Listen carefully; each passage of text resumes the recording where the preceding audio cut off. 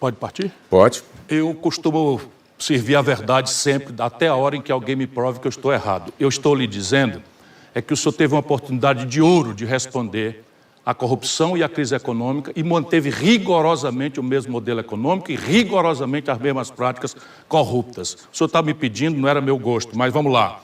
O senhor vendeu a Landulfo Alves, que valia 3 bilhões de dólares, por apenas 1 bilhão e 600.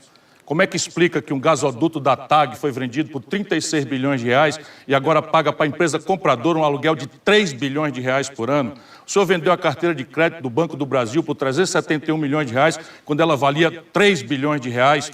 E esses são apenas alguns dos casos. Mas a mais grave institucionalização que eu já vi na história da humanidade, da corrupção como elemento central do modelo de poder, é o orçamento secreto. O senhor disse que não pode fazer, que é o parlamento, eu lhe ensino a fazer. Determine aos seus ministros que não empenhem, que eu farei isso no primeiro dia. E acaba a roubalheira, acabou ali mesmo. Participei do governo e me afastei justamente por conta das contradições graves de economia, você sabe bastante bem disso, e mais grave ainda as contradições morais. O senhor pega os 14 anos, separa um pedacinho e esquece o resultado final. Ficar falseando um período do tempo e não prestar contas gerou a tragédia do Bolsonaro. Porque se fosse verdade essa montanha de coisas boas, por que o Bolsonaro, essa tragédia que aconteceu com o Brasil, foi eleito depois do PT? Professor, o mais grave é que parece que o presidente Lula não quis aprender nada com as amargas lições que tomou. E eu nunca deixei de denunciar as coisas erradas da perseguição processual que ele sofreu. Nunca deixei de negar. Mas não dá para realmente aceitar esse tipo de nonsense de que não aconteceu nada. Veja, são 16 bilhões de reais que devolveram, isso é físico, percebe? Isso é disparado o maior escândalo de corrupção, desvendado, naturalmente, da história do Brasil. Na verdade, eu estou me comprometendo no Projeto Nacional de Desenvolvimento que eu defendo, de transformar a educação pública brasileira em todos os níveis numa das 10 melhores do mundo em 15 anos. 14 milhões de jovens brasileiros hoje estão desempregados e sem educação. Eles estão chamando cinicamente de nem estudam, nem têm oportunidade de trabalhar. E nós estamos resolvendo isso como? O aluno que sai da escola de nível médio de tempo integral vai fazer um estágio remunerado pelo governo, os 6 primeiros meses, e tem sido de mais de 90% o aproveitamento e a retenção desses jovens estudantes nas empresas privadas. Senadora, o Projeto Nacional de Desenvolvimento que eu advogo resolve as questões assim como elas estão hoje se apresentando no seio da família brasileira.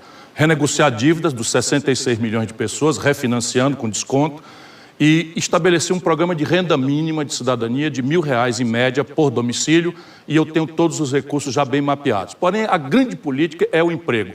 Minha proposta é 5 milhões de empregos em 2 anos. E o recurso para isso está previsto no corte de 20% de todas as renúncias fiscais. Eu dei o exemplo aqui de salmão, mas são 350 bilhões de reais de impostos devidos que o governo dispensa.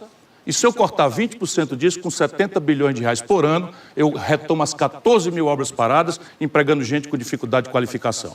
Nos últimos 12 meses, o Brasil pagou 500 bilhões de reais de juro. Isso é 20 bilhões de reais a mais do que eu precisaria para dar uma casa para todas essas 6 milhões de famílias que estão sem teto hoje no Brasil. Uma campanha como essa é um contrato com o futuro do país.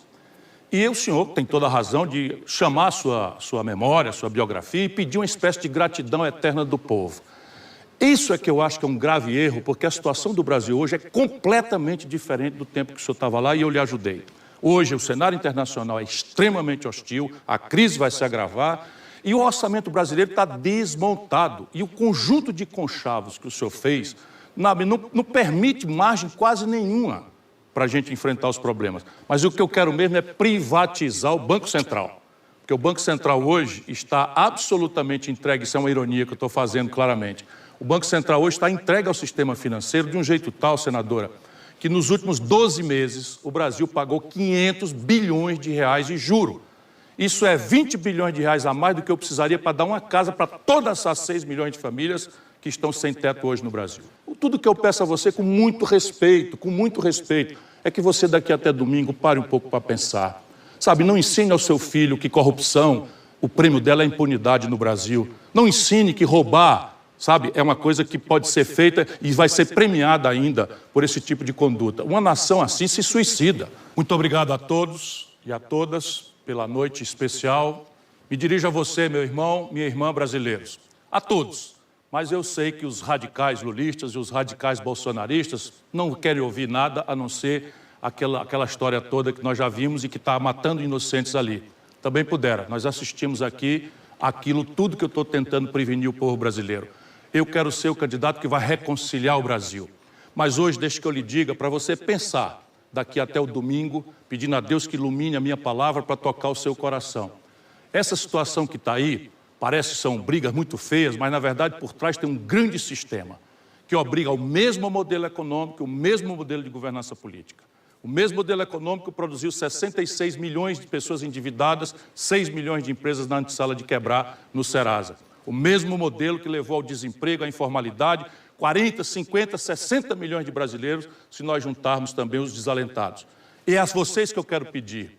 Sabe, não deixe o sistema entrar na sua cabeça. Eles montam uma máquina de propaganda. Agora imagina que coisa linda seria se o povo brasileiro, puxado pelas mulheres, endividadas numa conta de 80 de cada 100, pela juventude da periferia que quer sonhar com o futuro e só vê violência ao seu redor, puxado por todos os endividados, todos os humilhados, todos os pobres, todos os famintos. Imagina que lindo seria, nós faremos história no Brasil. Peço a você essa oportunidade.